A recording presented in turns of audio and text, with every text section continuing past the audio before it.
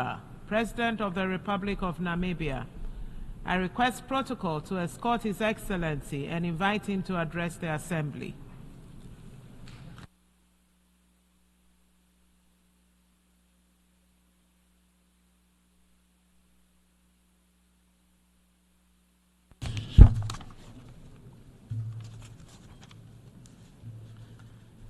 Madam Deputy President, the Secretary General of the United Nations, Your Excellencies, delegates,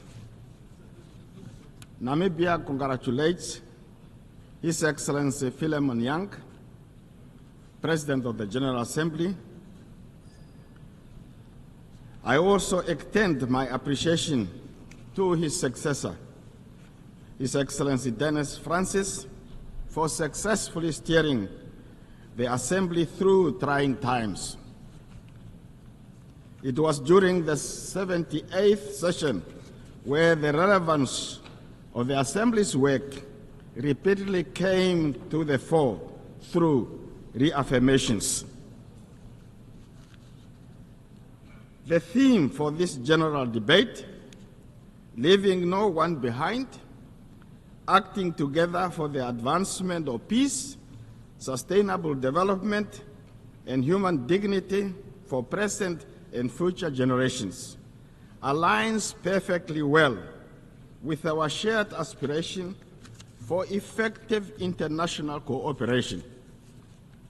In this regard, the adoption of the Pact for the Future and its annexes on the 23rd of this month, 2024, is encouraging. Namibia is proud to have served alongside Germany as a co-facilitator of the Summit of the Future. I congratulate all delegates for their commitment that brought the Pact to fruition, all of you.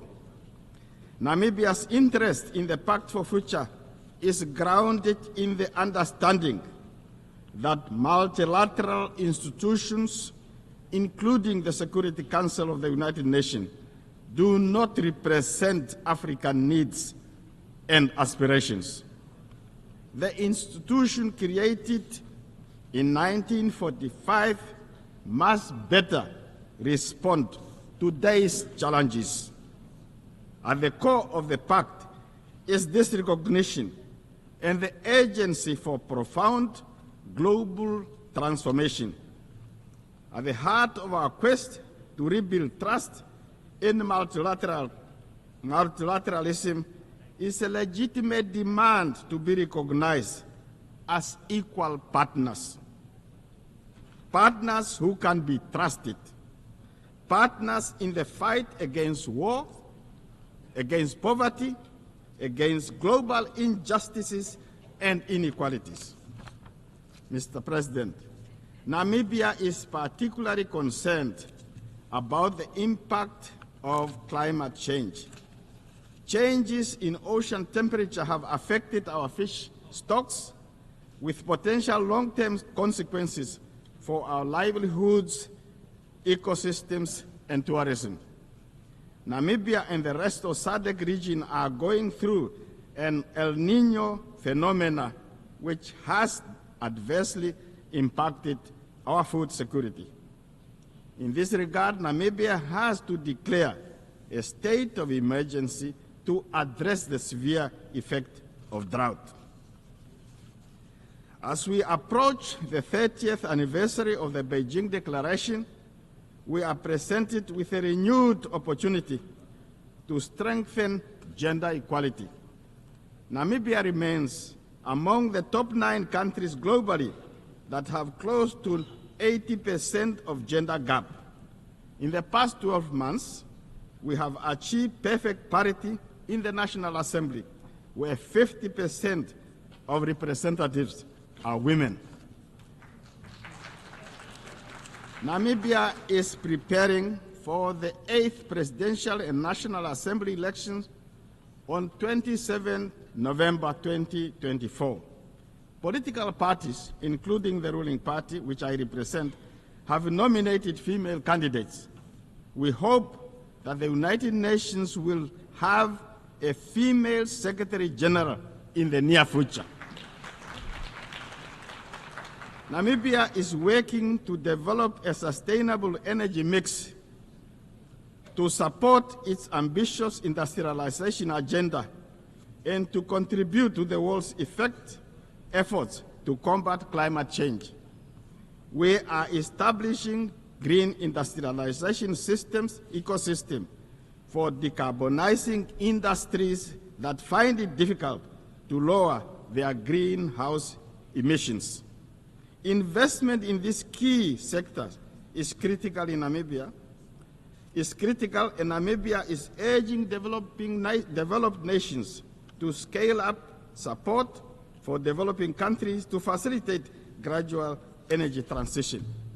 Turning to international peace and security, there is an urgent need for this Assembly to support the modalities to actualize the adversary opinion rendered by International Court of Justice regarding the ongoing conflict in Gaza. Prolonged occupation does not justify or make acceptance the hardship and injustice endured. This is particularly true for the people of Gaza, who continue to be brutally massacred. As a country that has endured genocide, Namibia believes that Israel, by intent and by action, is committing genocide. Namibia continues to call for a ceasefire and humanitarian assistance to flow unhindered into Gaza. On economic matter, economic hardship continue to affect the sister Republic of Cuba in stark contrast to the ideals of inclusivity and the goals of leaving no one behind.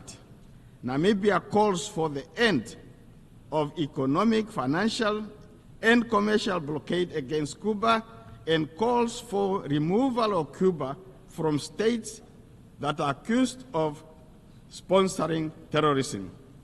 Namibia also reiterates its call for the immediate and unconditional lifting of illegal sanctions against our neighbor Zimbabwe, which hinders the country's capacity to achieve sustainable development goals.